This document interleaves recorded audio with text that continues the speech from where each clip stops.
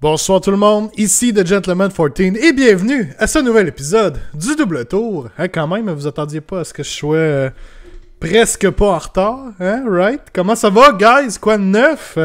Ben oui, Saline dans le chat, j'ai oublié. Tu m'avais envoyé une vidéo de rumeur pour Age of Sigmar, puis j'ai oublié de le regarder, rendu chez nous. Je m'excuse, je vais l'écouter tantôt, écoute. Mais j'ai vu un tweet aussi sur Twitter là, de rumeurs qui s'en viendraient pour AOS, ça a l'air. Donc on va en jaser tantôt. Comment ça va, guys? Quoi de neuf cette semaine? Qu'est-ce que vous avez fait de bon? Avez-vous fait des games? On a un petit show ce soir. Je dirais que ça va être assez tranquille, assez relax. On va regarder des résultats de tournois. On va faire le tour de plusieurs résultats de tournois qui ont eu lieu à travers le monde là, dans les derniers jours, là, particulièrement en fin de semaine passée. Ça va être intéressant de voir les armées qui performent bien. Puis d'ailleurs, on va avoir des statistiques un peu à la fin aussi là, pour voir où ce qu'on en est dans la méta actuellement, parce que ça commence, je dirais que les choses commencent à se placer quand même. Là. On est... fin du mois de septembre, presque au mois d'octobre. La nouvelle édition a lancé en juillet. Donc, ça nous fait déjà un bon pratiquement 3 mois de sortie. Fait que je pense que c'est intéressant d'aller voir un peu quelles sont les armées qui performent bien dernièrement. À quoi ça ressemble tout ça. Donc, ça va être ça pour ce soir. On va faire le tour de tout ça. Puis, on va voir ce que ça donne. Puis c'est ça, ben avez-vous fait un peu de hobby, un peu de peinture ou joué des games de votre côté? Moi, perso, je joue une game demain. J'ai une partie demain soir pour la Ligue du Bastion.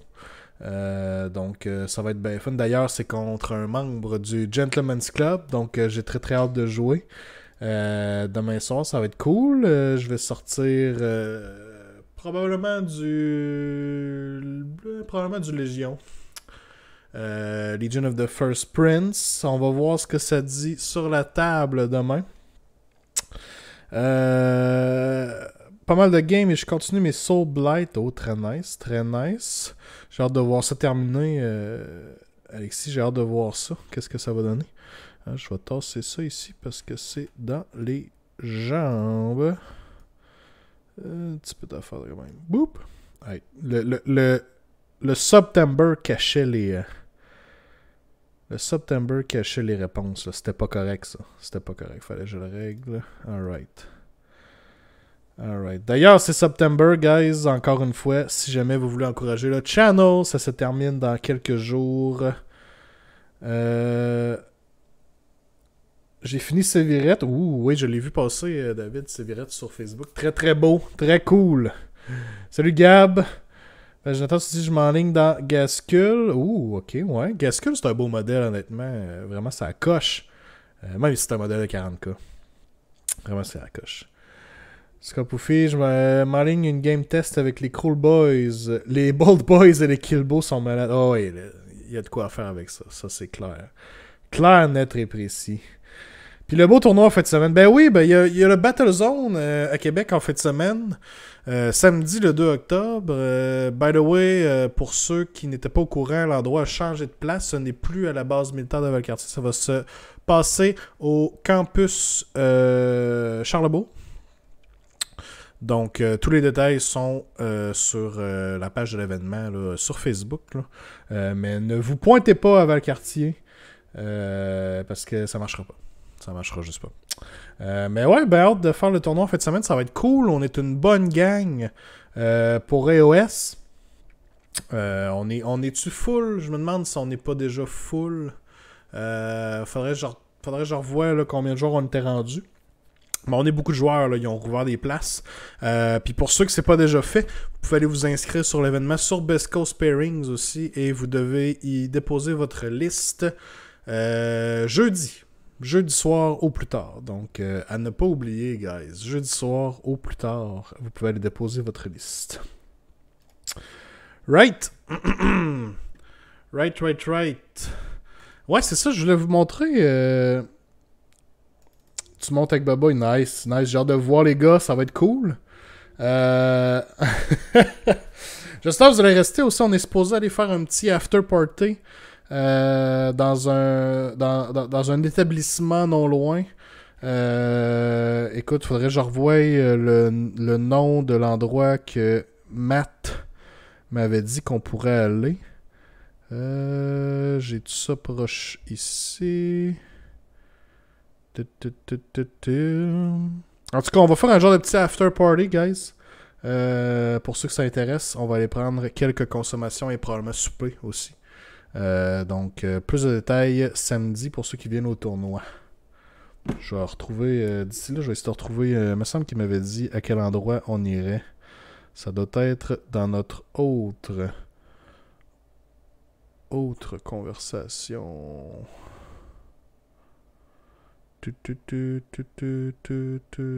Un after à la souche. Bon, ben ça serait à la souche. Demandez-moi pas c'est où la souche, mais ça serait à la souche, ok? C'est pas au Lady Marianne. Non, je confirme que c'est pas là que ça se passe. Confirmez que c'est sûrement pas là. Sûrement pas là. Ok? Merci quand même, Alex. Merci pour ta suggestion, surtout. Très apprécié. Très apprécié. Right. Ouais, c'est ça. Il y a eu... en fait, là, Saline m'avait envoyé une vidéo comme quoi il y avait des rumeurs pour Age of Sigmar qui s'en venaient. Et moi, en bon streamer, en bon ami, j'ai complètement oublié de rechecker le vidéo le soir rendu chez moi. Donc, je n'ai pas vu la vidéo que Saline m'a envoyée sur les rumeurs, mais il y a eu un tweet sur Twitter. Je vous le mets à l'écran à l'instant. Boum. Et j'ose croire que... C'est parce que ça a sorti la même journée, fait que j'ose croire que c'est la même chose que dans la vidéo. Mais bon. Rest in peace, ma géographie de Québec, tu peux tout mesurer en distance du Lady. Oh my god. Fait quoi, c'est pour ceux qui n'avaient pas vu les rumeurs, supposément que ça s'en viendrait, tout ça.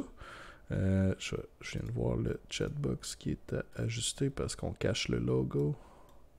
Si on le descend comme ça, si on monte ça ici, boum. Ok. Hey. Donc, entre autres, un box set du chaos. Ben, en fait, c'est pas vrai. Un box set, Gloomspite Gitz et Beasts of Chaos. Avec un nouveau Dome Bull, des Bulgor et un Jabber's Height. Donc, des nouveaux modèles pour les Beasts of Chaos. Ok, je dirais pas non. Start Collecting Ogre Mod Tribes avec un nouveau modèle pour un nouveau héros. Ok. Quel nouveau héros il pourrait faire? Ça serait-tu un nouveau héros au complet ou genre ça serait un nouveau Firebelly peut-être? Ou un nouveau Boucher ou un nouveau Slaughtermaster? Who knows? Un Butcher probablement. Ouais, c'est probablement ce que je verrais aussi. OBR New Foot Hero. Et les Mortek Archers, ça je le crois parce qu'on a vu un Mortek Archers, un archer déjà dans la Warband, donc probablement que ça s'en vient. PO Savoir qui est dans le chat avec son love pour les Gloomspite, that's it. Chaos Knights Warrior et New Chosen Models, probablement que Chaos Knight les Warriors, ce serait peut-être un repackaging avec les nouveaux modèles qu'on a eu dans le nouveau Start Collecting, mais des nouveaux Chosen, ça serait intéressant à voir. Les modèles sont quand même vieux là-dessus. Ça c'était 1 de 2. La suite est ici. Une nouvelle faction complètement Dawnbreaker Crusades, donc un peu similaire à Cities of Sigmar. Intéressant, on sait qu'ils parlent de plus en plus des Dawnbreaker Crusades dans le lore de Age of Sigmar avec la sortie de la 3.0. Ça serait cool à voir.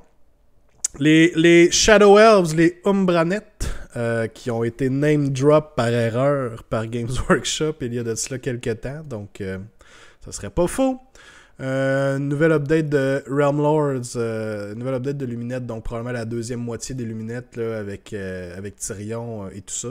On sait que ça va très très très certainement s'en venir éventuellement.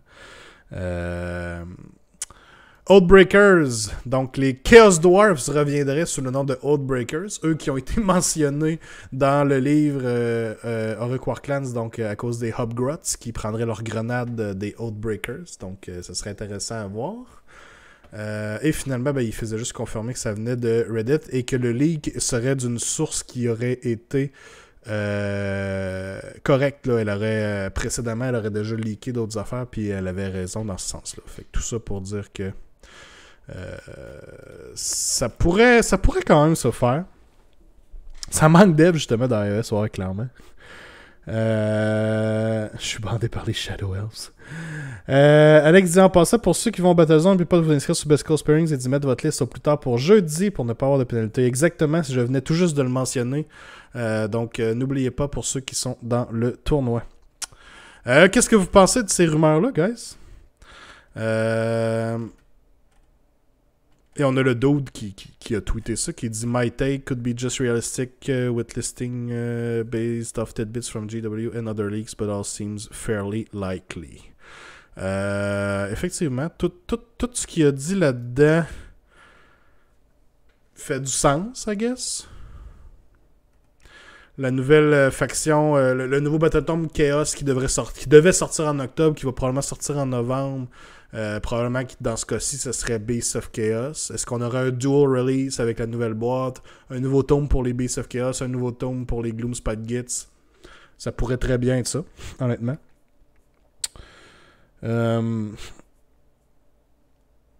Les Shadow Elves, lore. J'espère qu'ils vont avoir un bon lore, effectivement. Beaucoup de vrai là-dedans. Je pense que ça fait du sens, honnêtement.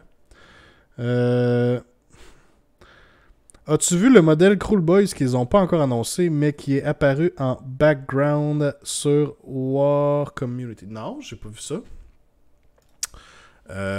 Warhammer... Oups. Community. C'est où qu'on verrait ça? C'est-tu dans un dernier article? C'est-tu dans un de leurs derniers articles? C'est-tu dans l'article de Harrow Deep? Is it this guy? Non, ça doit être la Warband, ça, right? Ça fait un bout, je vais essayer de le trouver. Ok. Parce qu'il y avait un article là, récemment sur Harrow Deep, mais ça, c'est ceux de la Warband, clairement. Quand même cool que le nouveau setting pour Warhammer Underworlds va se passer dans Ulgu. Donc, clairement, moi, ça m'étonnerait vraiment pas que la prochaine saison, le prochain GHB, on se ramasse dans Ulgu avec peut-être les Umbranet qui s'en viennent. Ils pourraient faire avancer le lore de ce côté-là. Mais ouais, si tu retrouves ça, Gap, mets-moi le lien. Envoie-moi le lien par rapport à ça. Right. Fait que très intéressant les rumeurs. Ben hâte de voir ça.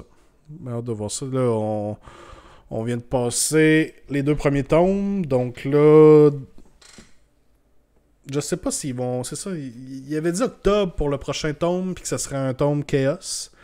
Mais il y a eu des délais avec leur stock là, de Stormcast puis de Warclans. Je sais pas. Je sais pas si ça va sortir à temps. Je sais pas.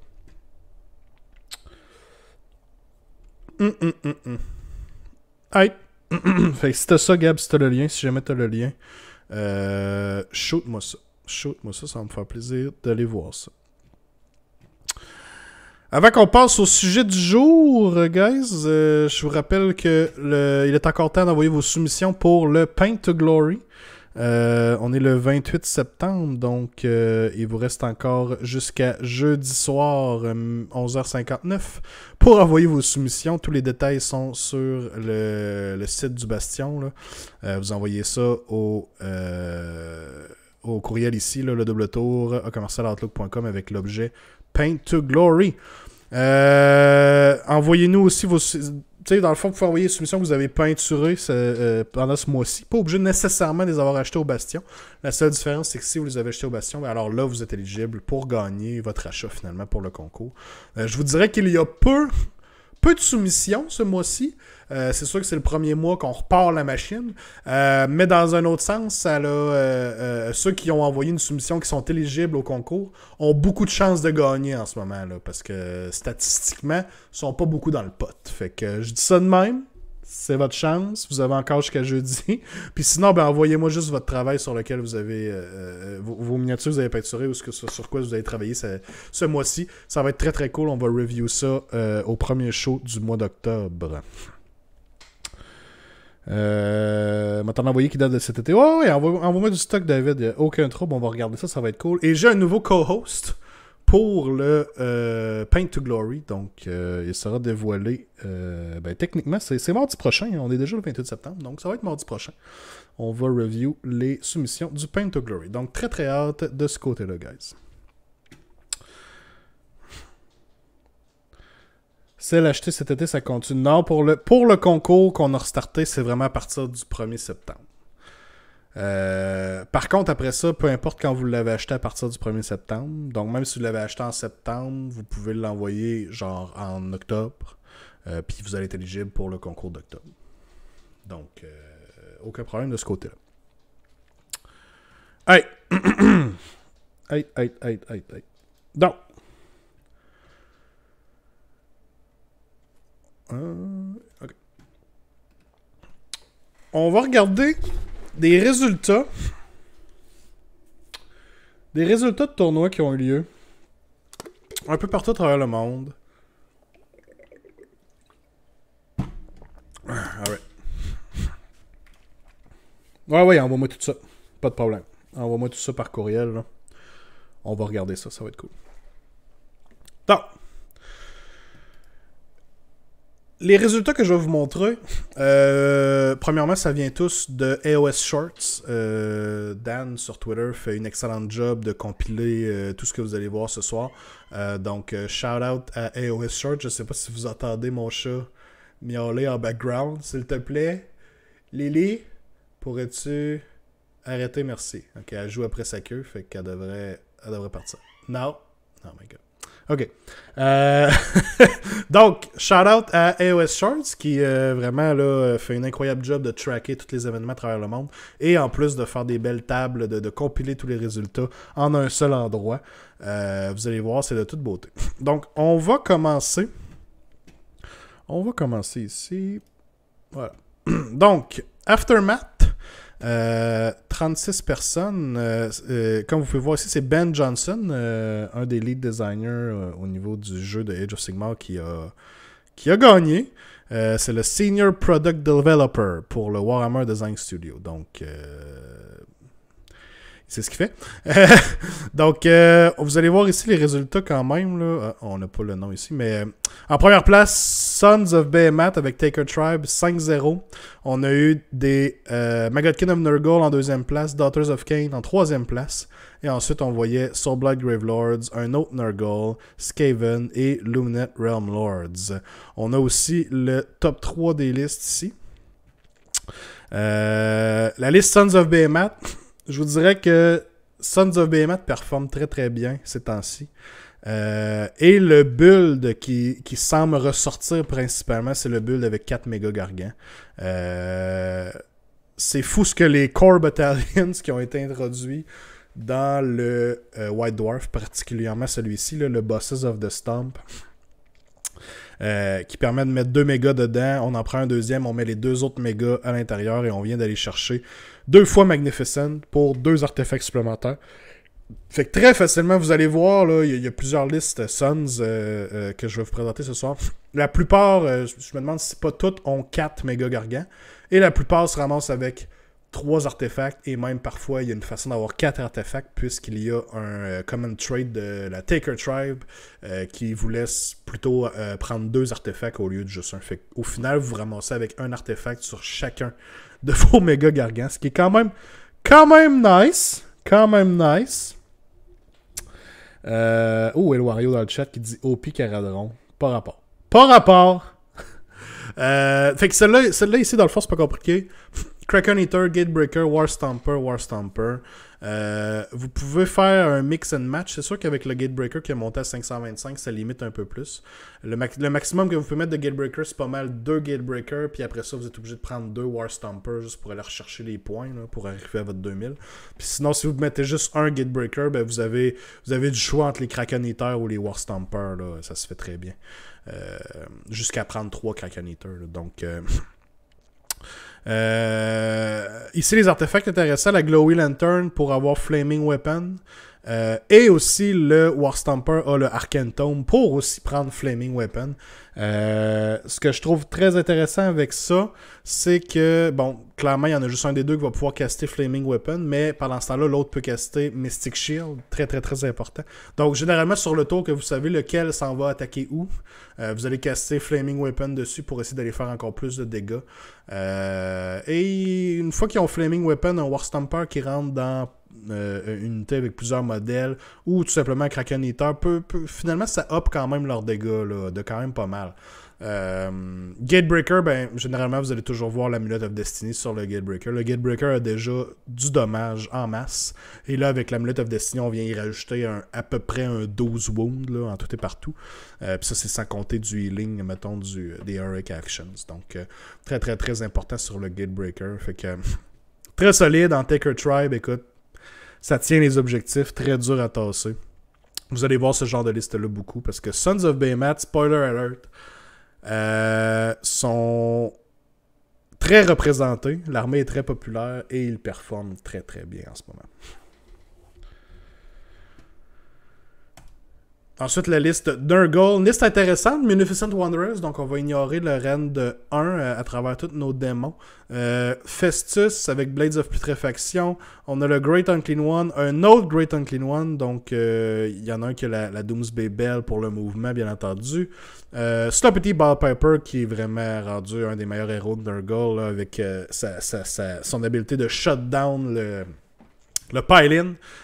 Surtout sur des unités de Plague Bearer qui s'en viennent très tough. Donc ici, 3 fois 20 Plague Bearer, 1 fois 10 Plague Bearer. Il y en a 3 de ces units-là qui sont dans Hunters of the Heartlands, donc peuvent pas avoir de Monstrous Rampage. Plague Bearers sont tough à tasser. Là. Ignore le rend de 1, plus un de save quand ils sont proches d'un démon, d'un héros Nurgle, démon. Moins un to hit, tant qu'ils sont 10 modèles et plus. Leur 5 ward save, là, leur ward save de 5+, c'est tough à tasser. Puis en plus, ben, vous pouvez en ramener là, encore avec la bannière. Là. Très solide. Même rally aussi, vous pouvez rally des Plague Bearers. Donc, une liste très dure à bouger également. Hein. Les paquets de 20 Plague Bearers vont s'asseoir sur les objectifs. Avec du support à l'arrière, ça va être très tough à tasser. Très intéressant comme liste. Et finalement, un Daughters of Cain. Avec Ragnar, je vous dirais une liste très classique. Qui a fini en 3e place avec 4 victoires et une défaite. Très classique, on a Morathi Kane, on a Morathi en fait, Shadow Queen, Morathi Kane et le combo de 15 Bloodstalkers, donc les Bow Snakes. Toujours très solide, shoot dans l'hero phase, shoot dans le shooting phase. Font beaucoup de dégâts. 10 Bloodcisters, 10 Witch Elves, 5 Life Takers et 5 Doomfire Warlocks, c'est quand même intéressant, on les voit pas très souvent. Avec le Battle Regiment, ce qui fait que cette liste-là est un 2-drop, donc la Blood Rack Shrine qui n'est pas dans le Battle Regiment. Ce qui peut être très important lorsque vous voulez, avec une liste comme ça, vous pouvez littéralement faire du alpha shooting. Là. Vous pouvez prendre le tour, dire parfait, mes Bow Snakes vont shooter. Déjà commencer à tuer des unités clés comme des héros qui supportent l'armée ou quoi que ce soit. Vous allez shooter 2 fois. Vous pouvez garrocher Morathi ou ce que vous voulez, aller tie-up des unités en sachant qu'elle ne mourra pas. Très solide. Très solide comme liste, bien évidemment. Donc, c'est ça pour le Aftermath. Next up, on avait le Grand Tournament à Moscou, en Russie.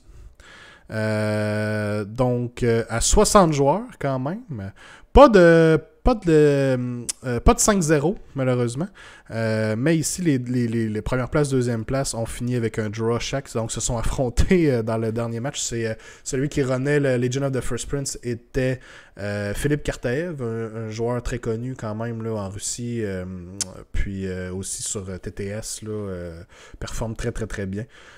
Donc, Legion of the First Prince, Lumined Lords avec Zytrek, et ils sont, si je me trompe pas, ce sont des teammates, là. Ils se sont affrontés sur la table finale, là.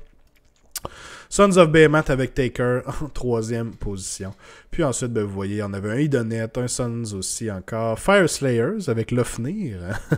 Intéressant. Je sais pas si Lofnir vaut vraiment la peine, mais bon. Clairement, je veux dire, les monstres sont meilleurs en 3e édition. Est-ce que Lofnir vaut vraiment la peine en 3e édition? Là, il y a la grosse question. Cities, Idonet Deepkin et Sylvanet avec Gnarlroot en 10e place. Très nice. On a les noms ici. Philippe Kartaev et Oleg Krasoulin. Faut que je le dise comme du monde. Lofnir est bon pour les Auric. C'est vrai, ça aide aussi les Auric. True. En plus des monstres, c'est vrai. La liste de Philippe. Legion of the First Prince, donc on a Be'lakor, Kairos, le Slave to Darkness, Demon Prince qui est très très très solide avec son common ability de half charge, half run à 18 pouces. Donc c'est lui qui est le général, donc il va avoir une aura de 8 pouces alentour de lui où ce que le ward save de 6 devient un 5, et en plus il a l'Armor of the Pact, un des rares reroll save restants dans le jeu. Par contre c'est juste en melee, mais ça rend le Demon Prince très très très solide, très dur à tasser. Et finalement le Blue Scribes. Et on a 3 x 10 pink. Tout ça est dans le Battle Regiment. Avec le Life Swarm, le Spell Portal et le Soul Scream Bridge. Solide, des pings sont très durs à tasser, surtout avec le nouveau War Scroll, qui sont basically Battle Shock Immune. Vous garochez les pings sur les objectifs, vous avez vos héros à l'arrière. C'est une armée Legion of the First Prince qui est très très très contrôle. J'en ai parlé à un moment donné dans un épisode où j'expliquais un peu selon moi quel était le genre des armées qu'on allait voir en 3e édition. Puis mon exemple d'une liste contrôle qui va essayer d'empêcher l'adversaire de scorer ses battle tactics, de scorer tout simplement. Mon exemple, c'était la Legion of the First Prince qui excelle dans ce domaine-là. Be'lakor avec son habileté, Kairos avec son dé qui peut changer, le Slave to Darkness, le Demon Prince bien entendu, le Blue Scribes qui est très important aussi. Il peut facilement caster. Ici, le Bridge, une des éditions que je trouve très intéressante, c'est le Bridge. Je sais pas si vous avez lu le nouveau War Scroll du Bridge.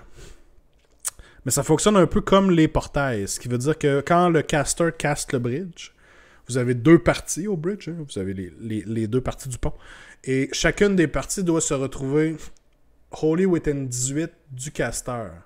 Mais ça ne dit pas Holy Within 18 de un de l'autre, il faut juste qu'il soit Holy Within 18 du caster. Ce qui veut dire que basically, vous pouvez envoyer votre bridge vers la droite de 18 pouces, et vers la gauche de 18 pouces, ce qui fait une distance effectivement de 36 pouces entre les 2 bridges où ce que vos unités peuvent se téléporter.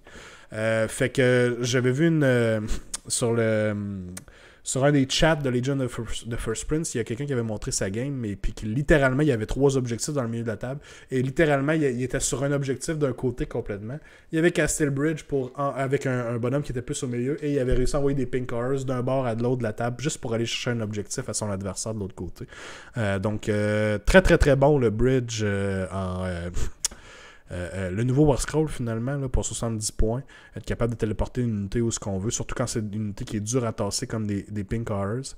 Et ici, ce qui était important, il l'a dit, Philippe, dans sa dernière game contre Lumined Lords, ce qui a été super clutch, c'est le Blue Scribes qui a casté le bridge avec son habilité spéciale, donc sur un 2+, réussit à caster son spell et ne peut pas être unbindé. Et ce qui est très très très important dans ce match-up là, parce qu'il y avait Teclis de l'autre côté qui aurait pu l'unbinder le bridge facilement. Donc là, avec le Blue Scribes qui l'a casté, boum, le bridge est apparu, il a réussi à téléporter 10 Pink Horrors de l'autre côté de la table à 9 pouces des sentinelles, là, de l'unité de sentinelle du Luminette. Et il a réussi une charge en utilisant le dé de Kairos. Donc il s'est assuré d'envoyer 50 wounds dans les sentinelles pour que les sentinelles soient pris là et soient obligés de shooter là au lieu de tirer sur ses unités plus importantes. Donc c'est un move qui lui a Très certainement permis de remporter la game. Là. Ça n'a peut-être pas été le move décisif, mais quand même, ça a vraiment été un gros play pour lui permettre de remporter cette game-là. Donc, c'est une armée qui est très tricky comme ça. Beaucoup de choses à faire, beaucoup de choses à penser aussi, mais qui est très, très, très forte. Et si vous aimez le contrôle de ce style-là, c'est très, très le fun. Moi, personnellement, je joue avec ce genre d'armée-là ces temps-ci, puis j'ai beaucoup de plaisir. Beaucoup de plaisir. Beaucoup de plaisir à ce que vous ayez aucun plaisir, right? Donc, on a la liste du Lumineth Realms en deuxième place. Donc, vous voyez le paquet de 30 sentinelles pognés dans 10 pings. C'est long à tasser s'ils sont tout seuls. Fait que ça a fait une grosse différence.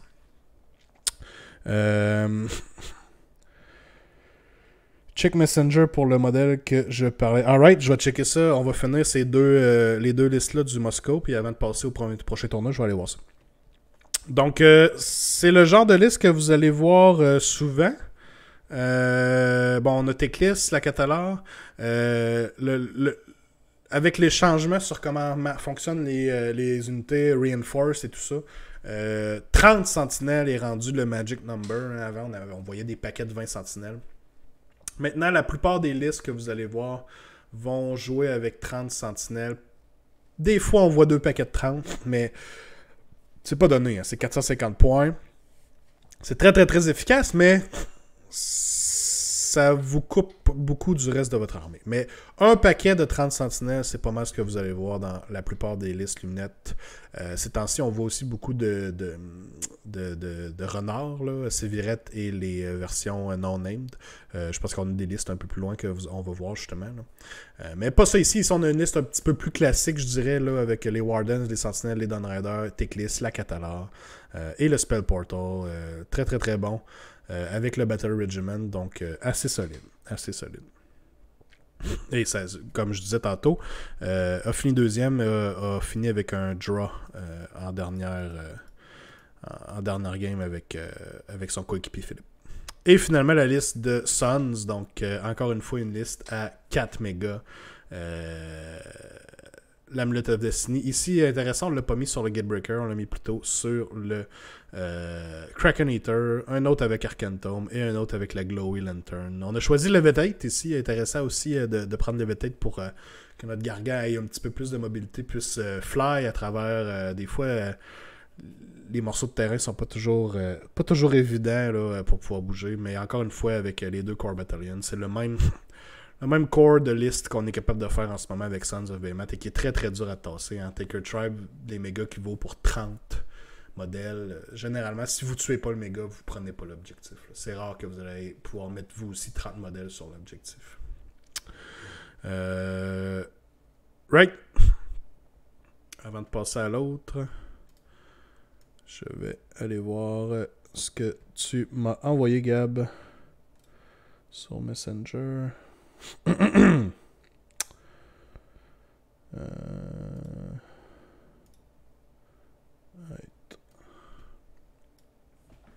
On va l'approcher. Ce dude là. Oh, intéressant. Ok. Un corbeau dans les mains, un genre de masque. On dirait un masque. Un full plate avec. Ça fait penser beaucoup au casque dans Lord of the Rings. Avec le pike ici. Ça ressemble-tu à un autre magicien? Ça ressemble pas à un Killaboss. Ben, avec la lance, je sais pas, hein. C'est pas un Banner Bearer non plus. Intéressant. Clairement, on n'a pas vu ce modèle-là encore. Good catch. Un espèce de scout, ouais. C'est peut-être, ça pourrait être un genre de modèle qui peut deep strike, là, un peu à la Hunter là, dans Ogre Tribes, puis qui peut peut-être amener une unité avec lui ou comme un Rune Smiter dans Fire Slayers. Là, ça pourrait peut-être être quelque chose de cool qui peut amener une unit avec lui en deep strike. Ok. Hâte de voir ce modèle-là for real. My god, les pitons sont rendus gros. Right. Thanks, Gab. Thank you. Right, next up. Le French Singles Cup. Donc, 31 joueurs en France. On commence à revoir ici des noms qui ressortent. Des noms d'armées qui ressortent. Donc, en première place, on a eu Sons of Behemoth à 5-0. Encore une fois, une liste Taker Tribe. Ici, on est allé justement pour le commentary de Very Acquisitive, ce qui veut dire qu'on a 4 artefacts dans la liste. Là. Sons OP, ben, ça commence à être fort, les Sons of Behemoth. C'est quelque chose. Donc, Very Acquisitive avec la Glowy Lantern. On a l'Arcane Tome aussi sur le Warstomper plus bas. L'Amulet of Destiny sur le Gatebreaker, pardon. Et les Kraken Skin Sandals qui sont un artefact qui augmente le rend et le dégât d'un des weapons du Kraken Eater. Donc, ce qui le rend un petit peu plus... un peu meilleur en combat, je dirais. Donc, même genre de build. Comme je vous disais tantôt, c'est pas mal le build ces temps-ci qui fonctionne bien pour les Sons of Behemoth. C'est le 4 méga gargant. Et c'est tellement le chat build en plus. Là. Fuck les bébés. Là. Fuck les petits gargants. Là. 4 gros mégas. It's the way to go, sérieux. J'espère qu'on verra pas l'équivalent arriver dans 40K genre Night Soapy.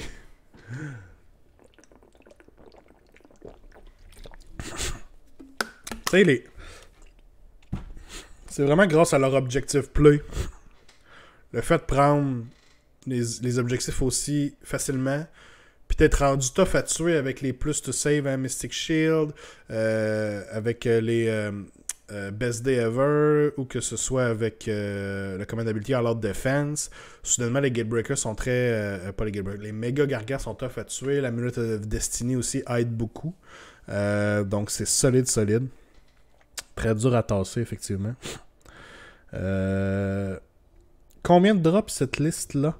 Je sais pas si tu me dis ça... si tu me dis ça sarcastiquement, je pense que oui.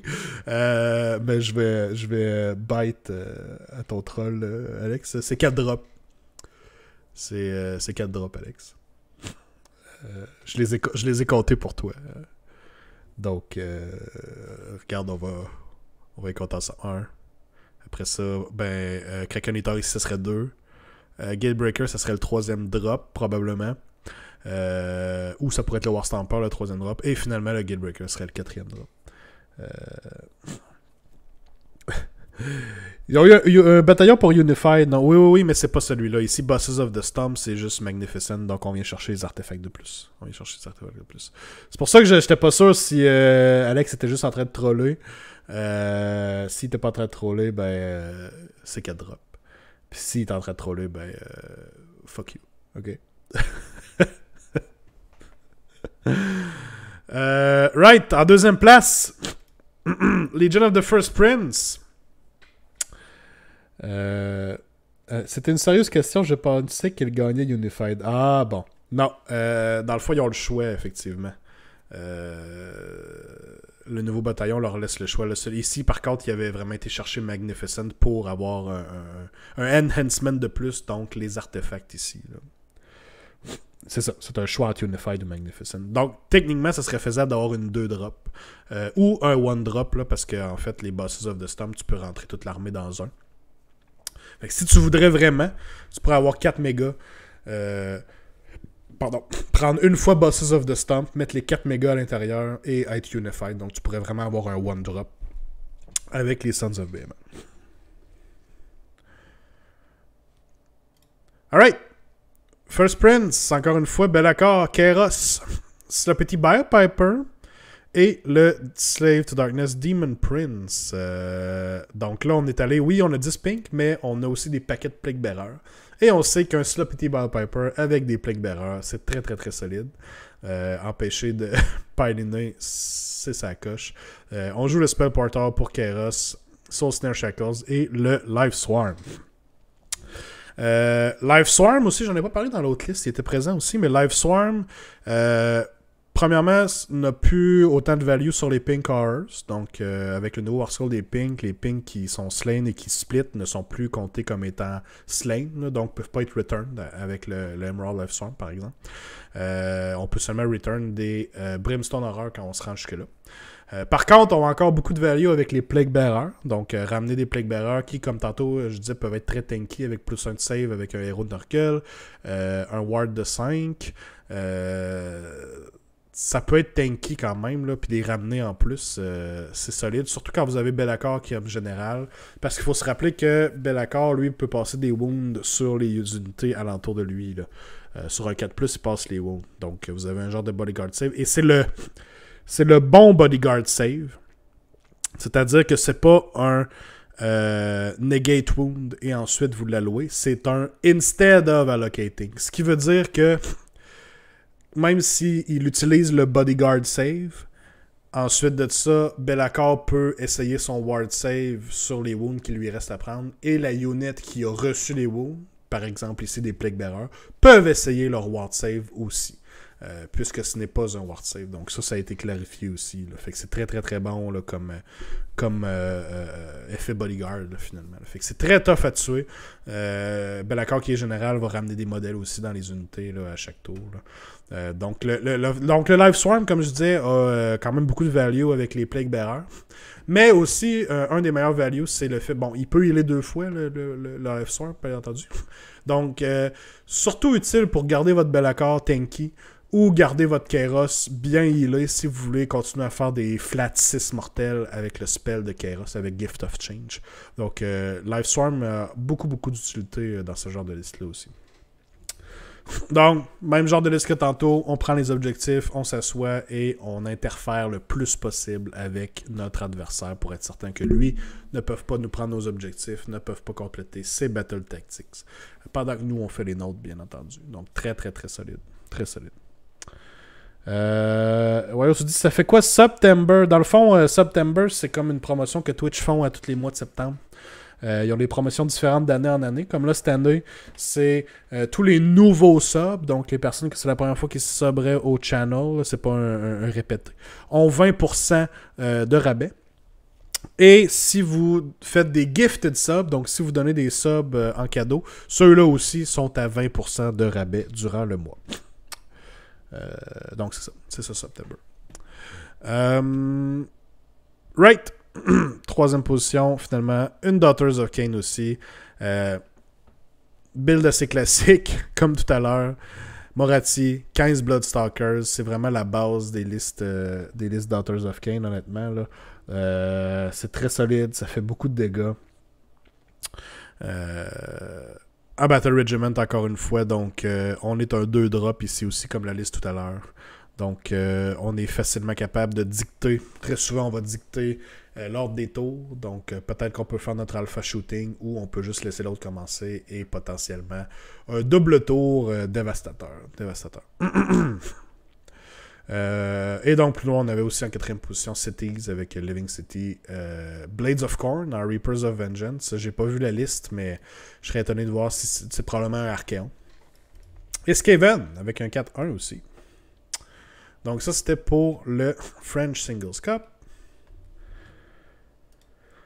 Next up, Crossroads Grand Tournament aux États-Unis, 29 personnes.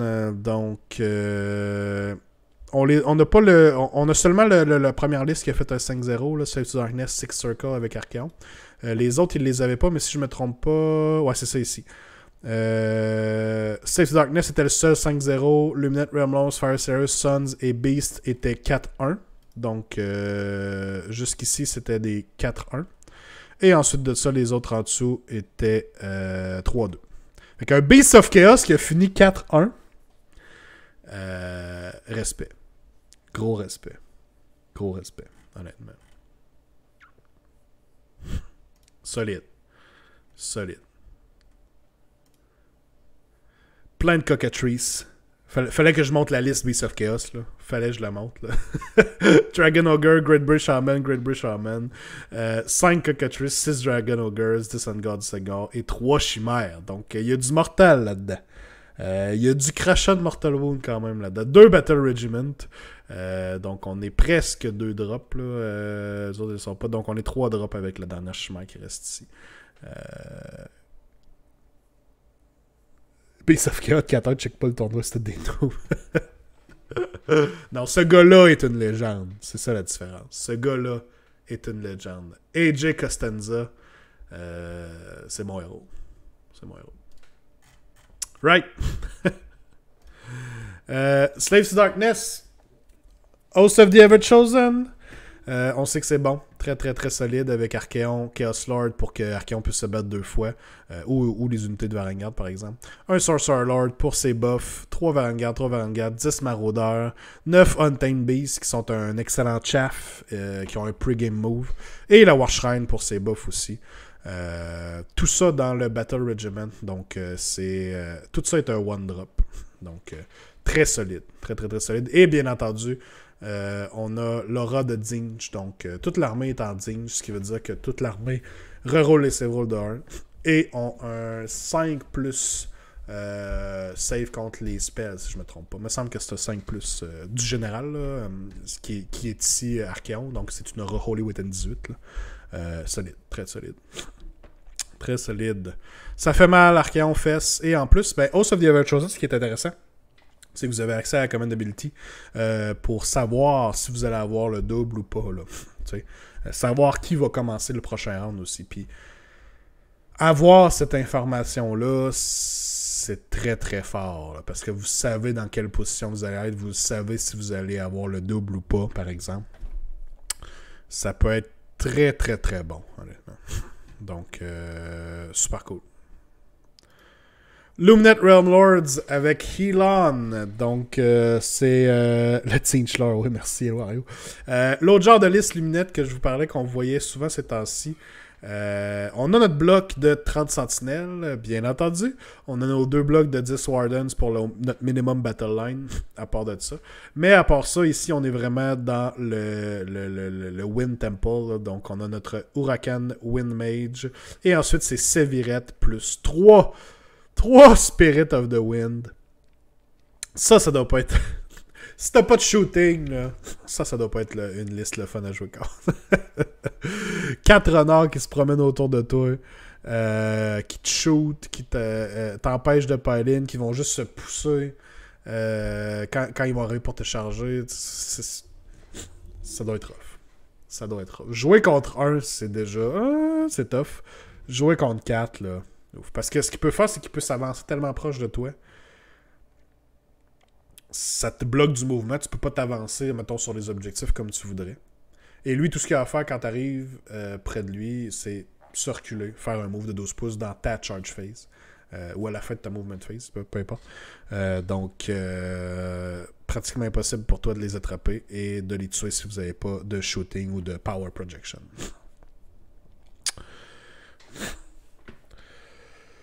Question sérieuse pour une fois. Mettons, on dit top 3 best factions en comparant les best builds possibles de chaque faction, ça serait quoi?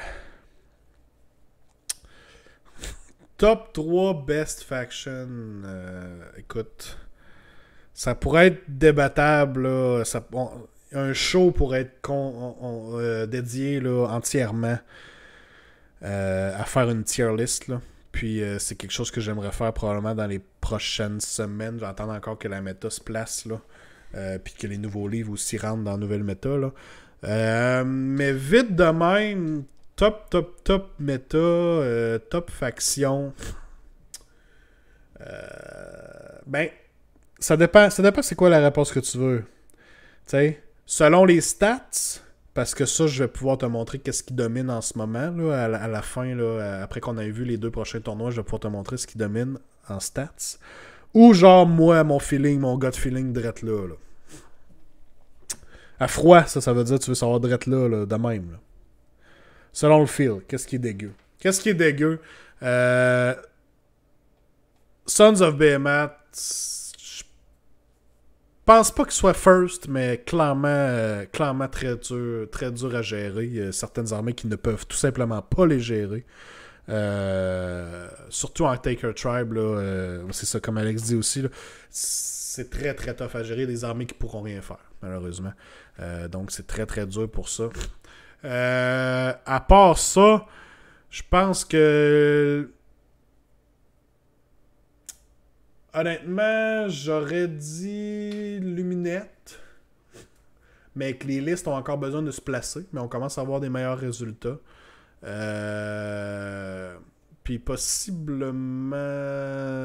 Zinch ont descendu. J'aurais dit Zinch au début de la... Mais avec Cogs qui sont partis puis qui devaient être nerfeux. Je pense pas que c'est Zinch l'autre. Là. Écoute, vite de même, là. Vite de même, je te dirais Daughters of Cain. Mais, bien entendu, c'est sujet à changement dans les prochaines semaines parce que les 2 nouveaux tomes, Stormcast et Auric Warclan, clairement n'ont pas eu d'impact sur ces résultats que je vous montre aujourd'hui parce que c'est arrivé pratiquement en même temps que le release. Là. Donc, il n'y a pas vraiment de nouveaux Warclans ou nouveaux Stormcast ici. Donc, tout ça est sujet à changement. Mais Daughters of Cain reste solide. Là. Pas mal under-custom pour qu'est-ce qu'ils peuvent faire. Boucher, j'aurais mis Legion of the First Prince. Ben, Legion aussi est quand même haut, là. C'est bon, là. Je veux dire, je dirais pas le contraire, là.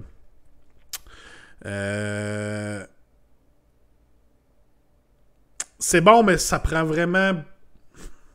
Non, c'est bon. Je m'embarquerai pas plus loin là-dedans. Oui, Legion of the First Prince, là. C'est parce que là, on a dit top 3, là. C'est dur à placer tout ça, mais clairement, Legion of the First Prince, probablement top 5 aussi, en ce moment. Mais bon, tout ça est sujet à changement. J'ai hâte de vous montrer les stats aussi tantôt. On va voir là, qu'est-ce qu'il y a eu beaucoup de sorties, beaucoup de finish. Right.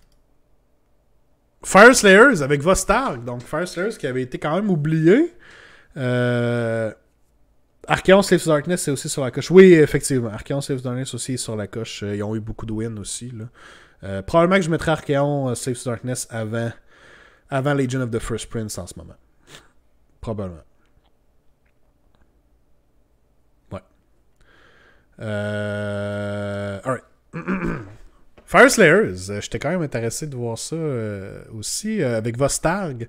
Donc, c'est une liste qui est fait penser un peu aux Fyreslayers of Old. Là. Donc, les listes avec 2x20 Earthguard Berserkers, puis après ça, compléter le reste de la liste avec ce qui fait du sens. Là. Toujours pas mal la même affaire. Archaon compte-tu comme une faction? Pratiquement.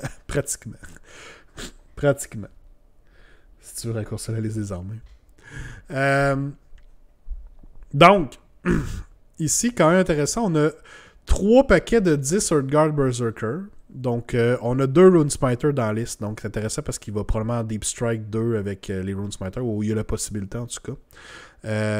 10 Volkite, 5 Auric Earthguard, 5 Auric Earthguard. On a un Grimrad Berserker, quand même. Le Battlesmith avec le Nulcedian Icon, donc pouvoir ignorer les spells, très très bon. Le Runefodder qui est général. Vostarg, ce qui est intéressant, c'est qu'on a beaucoup de mobilité avec le premier round. Contrairement à Hermdar, où on se battait au début de la combat phase, là, Vostarg est beaucoup plus axé sur la mobilité, donc ça peut être très intéressant. Surtout avec un board qui a rapetissé versus la V2. Je pense que c'est encore plus value, puisqu'il y a beaucoup de chances que vous rendiez de l'autre côté aussi, là, rapidement. Archaon est au OP, est-ce que Sigvald est au bot rating? Bien dit, ça. Bien dit, Colin. Archaon dans un hot top, c'est OP. Ouais, probablement. Pas de Gotrek, non. Pas de Gotrek dans cette liste-là, malheureusement. Juste des Gotrek wannabe, là. Les Berserkers puis tout ça, là. Mais pas de Gotrek ici. Gotrek était une phase. C'est vrai que ça s'est calmé, Gotrek, parce que le monde a appris à jouer alentour de Gotrek. Pas le laisser s'en aller où ce qu'il veut. Puis le forcer à se battre contre d'autres choses que vos gros héros, vos gros monstres. Ça s'est calmé, effectivement. Mais Gotrek est encore bon. Donc c'est ça pour le Crossroads, les top 3. On avait une autre armée de Suns en 4e place, les Base of Chaos qu'on a vu tantôt, une autre armée de Suns aussi en 8e place. Sons of Behemoth sont sa coche cette année. Il nous en reste 2, guys. 2 tournois. Le Realm Wars. 38 personnes. Donc, Idoneth Deepkin avec un... Je suis pas au début. Ok. Idoneth Deepkin en première place. Cities of Sigmar Excelsis. Donc, la nouvelle règle, la nouvelle city de Broken Realms, là, qui est sortie dans Broken Realms Kragnos. Et Take a Tribe, Sons of Behemoth en 3e position.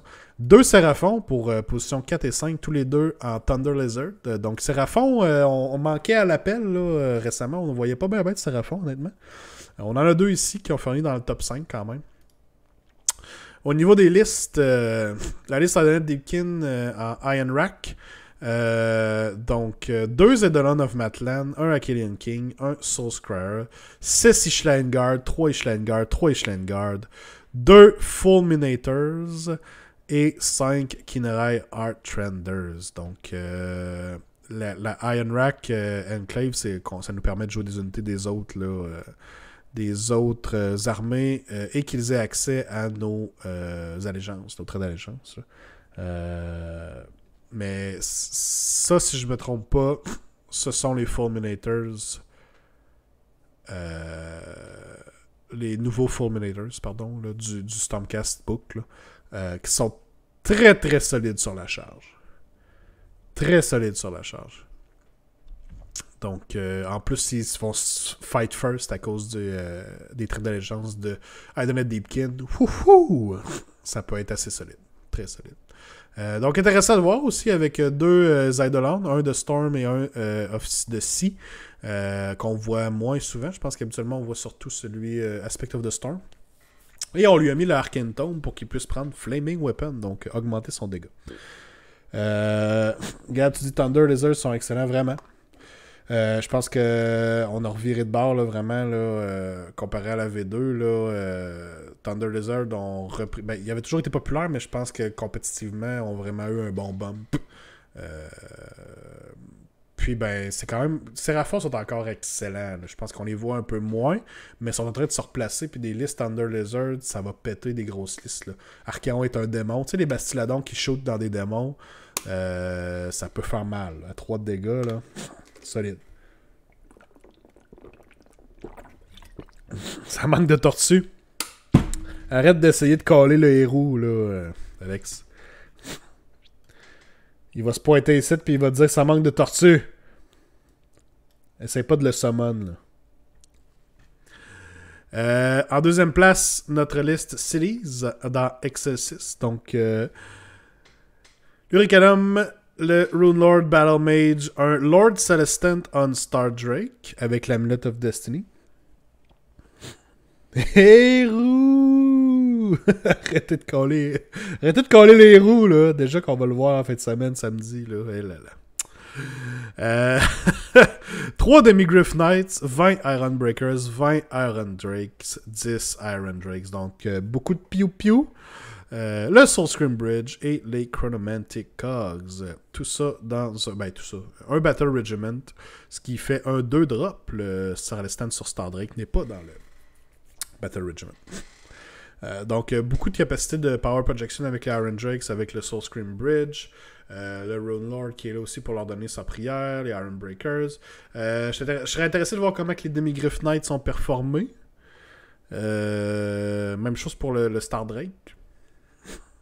J'aurais intéressé de voir comment ça a été performé dans sa liste, s'il y a des choses qui changeraient dans ces listes-là. Mais c'est cool de voir Excelsis, donc une des plus récentes cities, bien performée. Et finalement, la liste numéro 3, Sons of Behemoth. J'aime beaucoup le nom de la liste ici, by the way. Là. The League of Extraordinarily Large Gentlemen. Excellent choix de liste. Parfait. C'est parfait. Il gagne des points là-dessus déjà. Russ. Good job, Russ. 3 Kraken Eaters et 1 Gatebreaker, l'Amulet of Destiny, les Kraken Skin Sandals. On a pris un common trait extremely intimidating, ce qui fait que le Kraken Eater est à moins 1 to hit en melee, en dedans de 3 pouces. Et la Glowy Lantern pour le Flaming Weapon sur le dernier Kraken Eater. Même genre de build, 2 artefacts de plus avec les Magnificent. Ça fait 3 fois que j'en parle. Merci de ta question, Alex. Combien de drops cette liste-là? Comptons-les ensemble. 1, 2, 3, 4.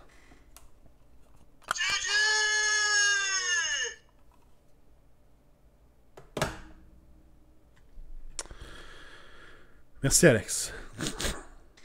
Merci, Alex. Puis c'est lui le TO, hein, by the way. C'est Alex le TO en fin de semaine. Je dis ça. Je dis ça, je dis rien. OK?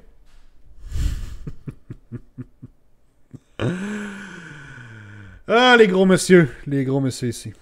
Merci pour la confirmation. Je suis là pour ça, guys.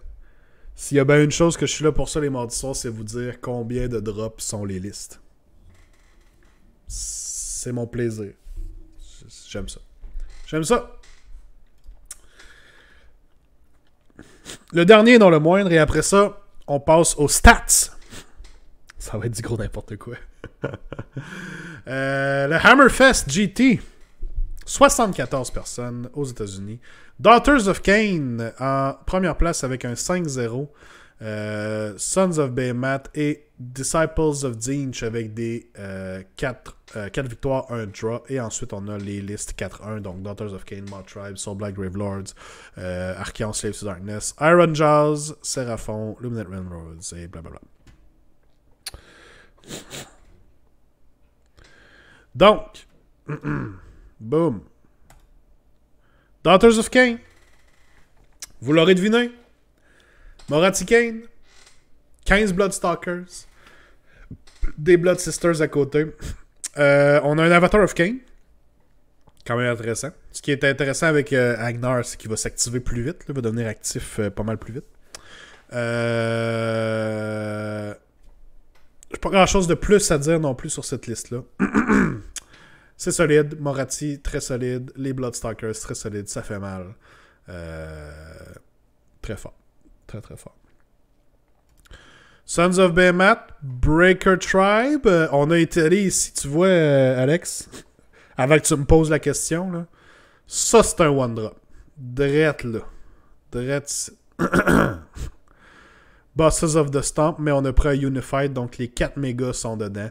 Le Mega Gargant a pris Louder Than Words. On est dans Breaker Tribe, by the way, aussi, donc on a des plus 1 tweet sur certaines unités. Ici étant les Idiots with Flags, donc les Command Models. 2 Gatebreaker, 1 avec l'Amulet of Destiny, et ensuite 2 War Stomper. Donc, une tribe qui va taper un peu plus avec les plus 1 tweet, là, quand même solide, et qui joue très bien quand même le jeu d'objectif là, à 20 modèles chaque méga, là, c'est pas rien non plus. Donc, très efficace aussi. Et finalement, la liste de Zinch en 3e position. C'est un Zinch Archeon, donc Changecaster, Blue Scribes, Archeon, Chaos Lord, Chaos Sorcerer Lord. Donc, intéressant qu'on ait amené le Chaos Lord ici.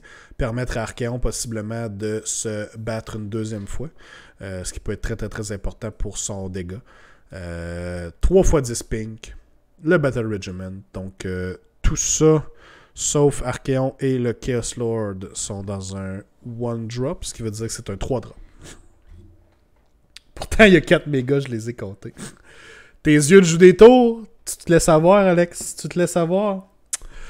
Donc, on sait très bien ce que ça fait Zinch Archeon, guys. En Host Arcanum en plus, on va canceller des spells tour 1, 3 et 5. On a notre pre-game move, possiblement avec Archeon. Pas de Kairos dans cette liste-là, mais il faut s'adapter parce qu'avec les nouveaux coups en points, ça demande beaucoup. Puis on est allé chercher ici 3 units de Pink Horror pour notre Battleline. Donc une Battleline plus solide, mais qui coûte plus cher en points. Mais j'aime beaucoup la liste. Blue Scribes est vraiment très très important. Changecaster est excellent aussi. Archeon va faire ce qu'Archeon fait. Shield of Fate est probablement le spell le plus important à caster pour lui donner reroll sur les saves. Solide. Très très très solide. Right? Puis oubliez pas aussi, on est dans House Arcanum, donc le Spell Hunters, plutôt le Fanged Circlet, l'artefact fait que vous allez avoir 6 Screamers gratuits. Qui sont très très utiles. Les Screamers ont un gros move, peuvent gosser, tuer des petites chaff units, font des mortels quand ils passent par-dessus des unités, donc très utile. Yep, très bon. Très très bon. Battle Regiment, donc 3 drops. C'est le genre de liste Zinch Archaon que je runnerais si j'avais fucking 30 pink hours. Mais ça prend beaucoup de bleu, ça prend beaucoup de brimstone. Mais au moins à cette heure, vu que les pinks, on peut plus vraiment en avoir plus là, avec Emerald Love Swarm ou avec la bannière ou whatever.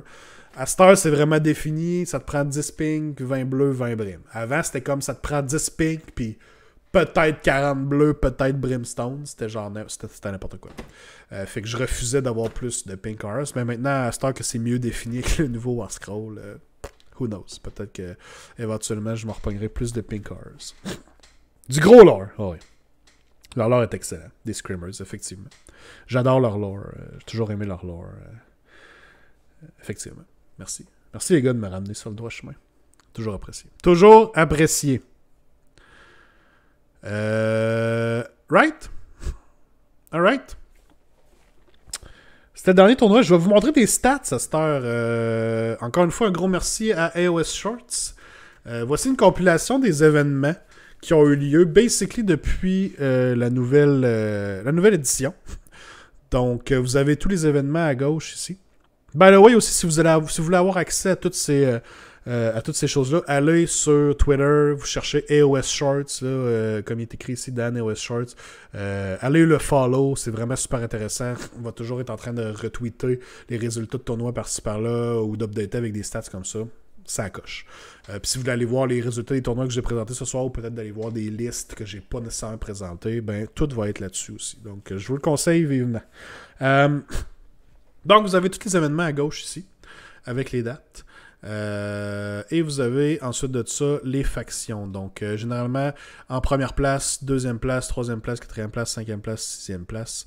Vous avez tous les placements ici. Donc on peut déjà voir beaucoup ici au début de Zinch en Arcanum.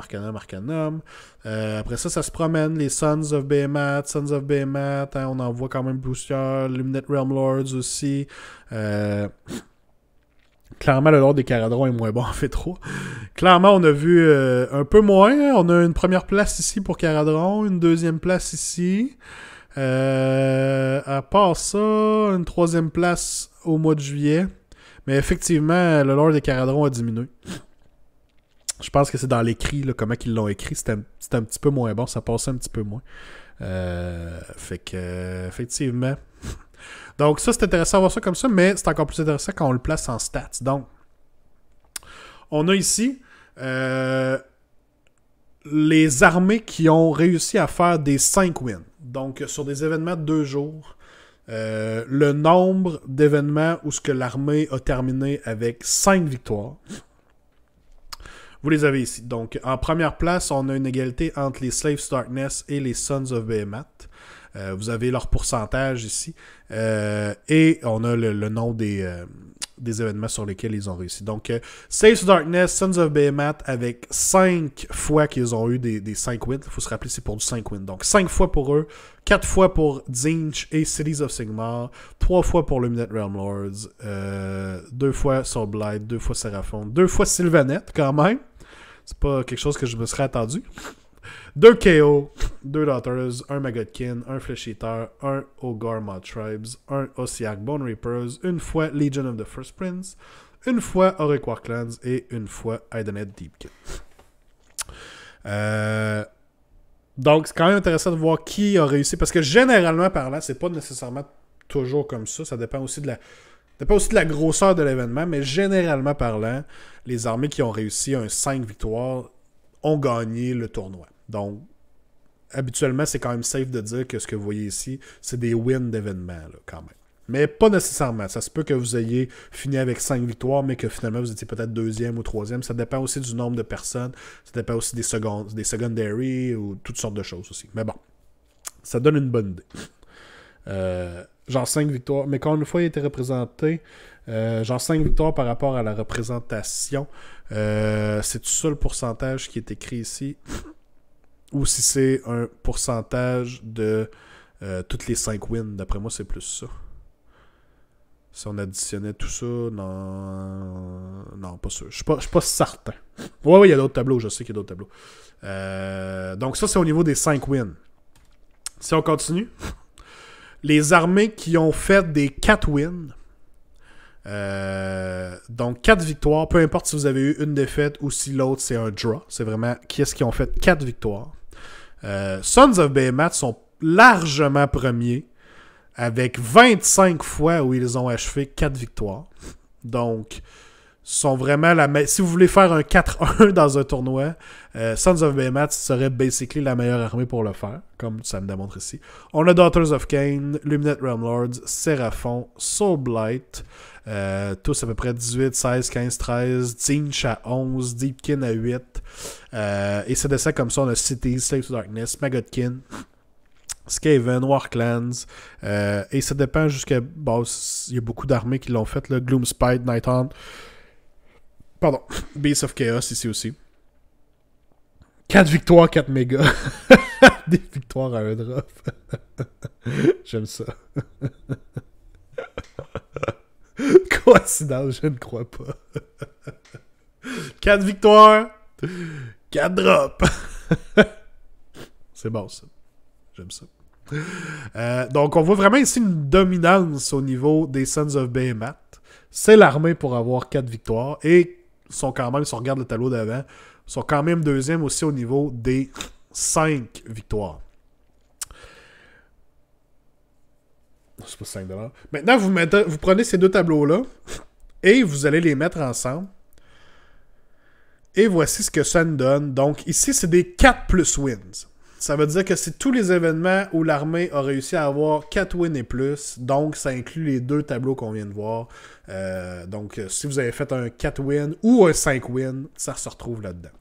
Donc, effectivement, sans grande surprise, Sons of Behemoth se retrouve en tête avec une marge d'avance assez impressionnante, avec un 30 fois 4+, suivi de Daughters of Cain à 20, 19 pour l'Ominette. Seraphon, qu'on trouvait que était plus loin derrière, on voyait moins souvent, mais ils sont pas si loin que ça en 4e place avec 17 4+ wins.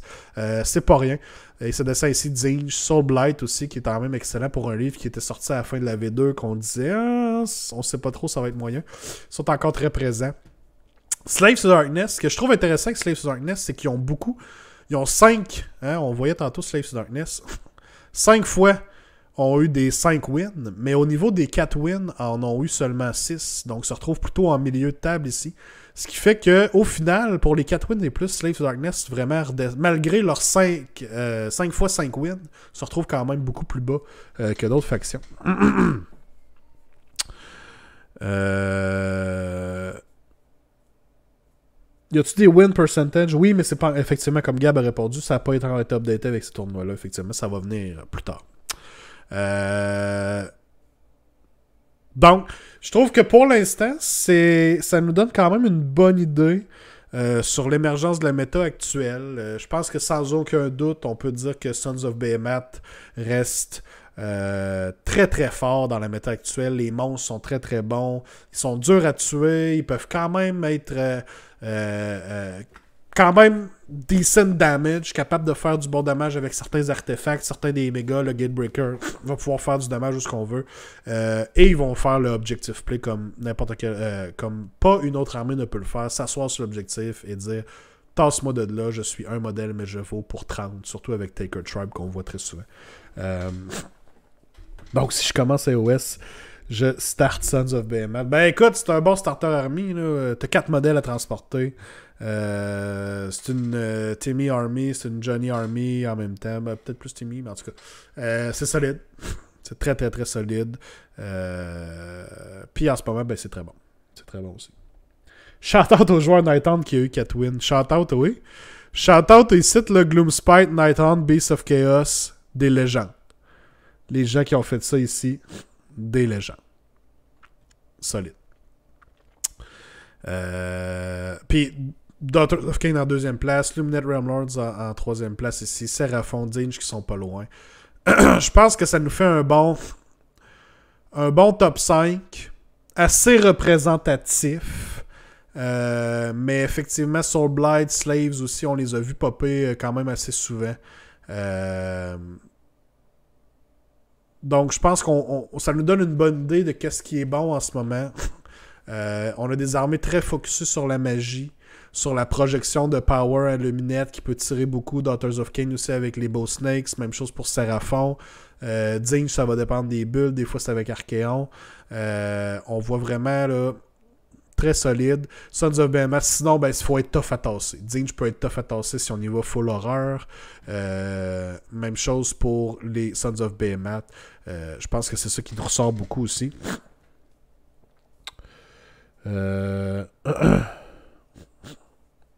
Tu one drop 800$. J'irais plus en 4 drops. Ouais. 4 200$, 4 drops, 4 wins. Bon, oui, ça se fait bien. Je pense qu'on a trouvé exactement ce qu'il fallait faire. Solide. Très solide.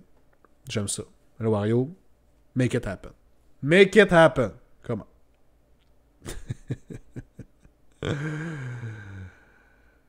Yep. Qu'est-ce que vous pensez de ça, guys? Qu'est-ce que ça vous dit, tout ça? Qu'est-ce que vous en pensez, vos impressions? Trouvez-vous que ça représente bien la méthode dans laquelle on se trouve actuellement? Y a-t-il des choses plutôt qui vous étonnent qu'on voit pas sortir plus fort? Par exemple, The Knights of Slaanesh qui devrait être pas mal plus haut ici. Said no one ever. OK. Legion of the First Prince, on peut le voir qui sont ici avec 4 plus wins. Qu'est-ce que vous en pensez? Dites-moi vos impressions. Moi, personnellement, je pense que ça représente quand même bien ce qu'on vit en ce moment. Laissez-moi 2 secondes, je vais me moucher.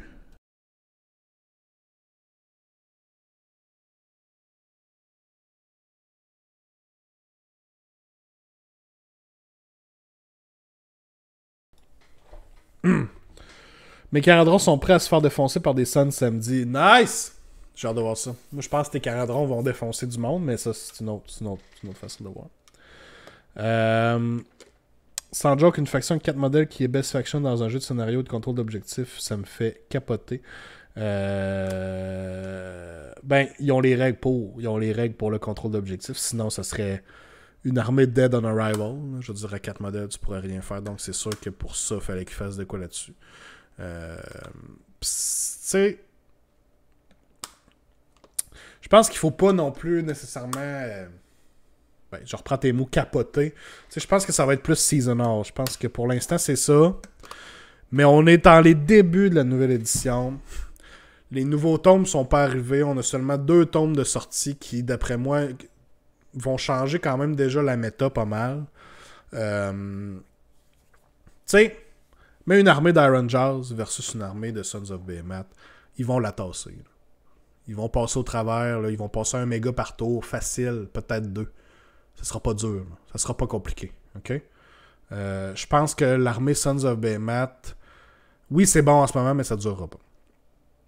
Tu peux pas screener avec ça. Tu t'es là puis tu tanks.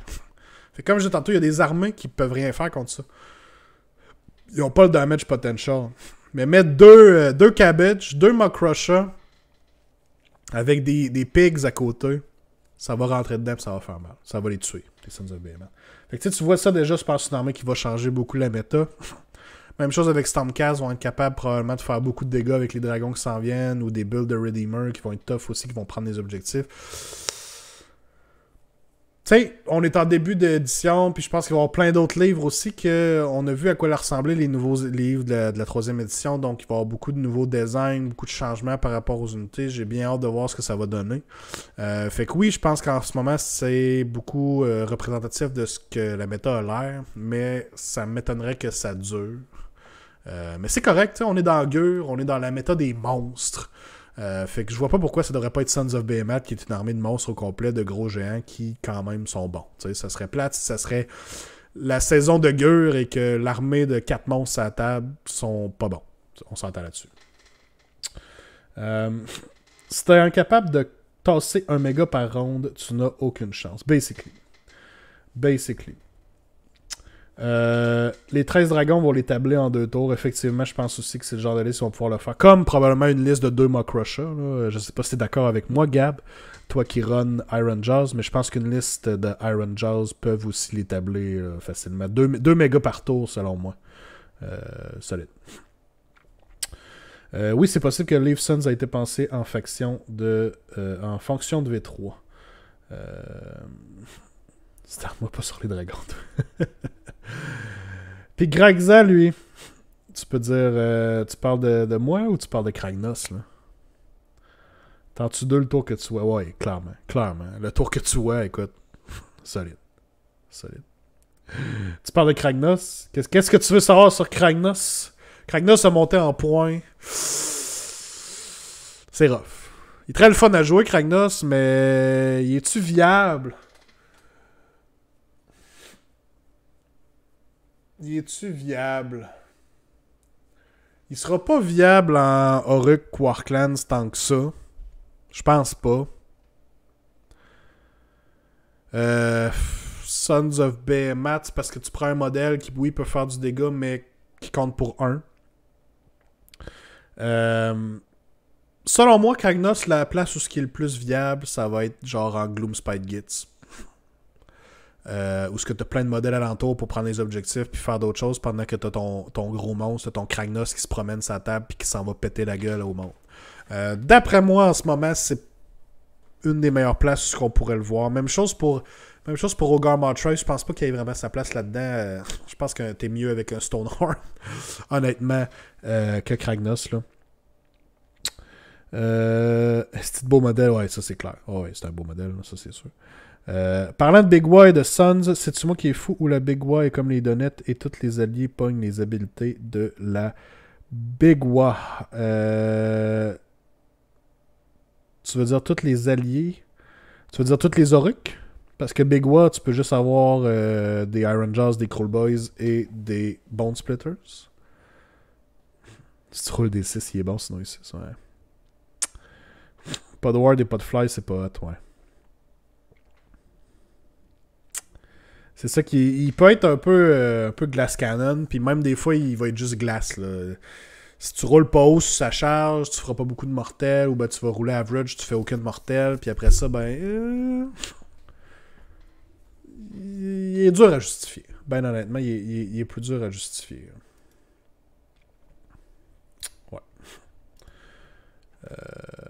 Chatbox, on va la resize.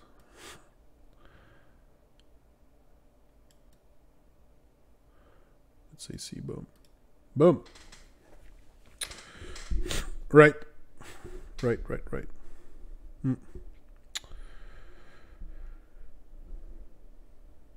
Tous les bonus sont keyworded. Ouais, c'est ça j'avais en tête aussi. 12-hour stream, ouais, ben c'est ça, j'ai le goût de faire ça. En même temps, si on peut se rendre à 30 subs, guys, ça serait cool, là. J'aimerais organiser un... T'as-tu acheté ta bassine? J'ai mon spa dehors. Donc, si je figure out comment streamer de mon cell, je pourrais littéralement faire un vrai hot tub stream. C'est faisable. Pour pas quitter ta chaîne. Non, mais j'ai le goût de faire de quoi de même. Ça pourrait être cool, un 12-hour stream. Faire des games de Warhammer, recevoir des invités. On peut gamer aussi. Ces temps-ci, je suis retombé dans l'enfer de Diablo 2 Remastered. Resurrected, en fait. Donc, je pourrais gamer du Diablo. L'autre soir, j'ai streamé du Halo Reach. J'ai passé à travers la campagne de Halo Reach là, récemment. Puis c'était bien chill, c'était bien relax. Fait que ça se peut que je rajoute des soirées de gaming de temps en temps là, pour le fun. S'il y a du monde qui veut venir jaser Age of Sigmar, sont toujours les bienvenus. Pendant que j'essaie de farmer à Hell Difficulty. Mon gear qui drop jamais. Jamais. Ça prend juste un petit laptop cheapette. Ouais, non, c'est ça. Il y aurait un petit settings à faire, puis ça serait bien faisable. Là. Ça, j'en suis bien conscient aussi. Tu pourrais parler de politique municipale pendant 12 heures. Quelle mauvaise suggestion. Merci, Eloario. Tu te démarques à chaque fois. J'aime ça. Je m'ennuyais de toi. D'ailleurs, guys, on l'a débloqué. On s'en rappelle, là. Inquiétez-vous pas. Le bot rating épisode s'en vient. Il nous reste à peaufiner tout ça, mais très certainement, dans le mois d'octobre, on va avoir un bot rating épisode avec Eloario. J'ai très hâte de voir ça. Très hâte d'avoir ces Très hâte d'avoir ses opinions là-dessus.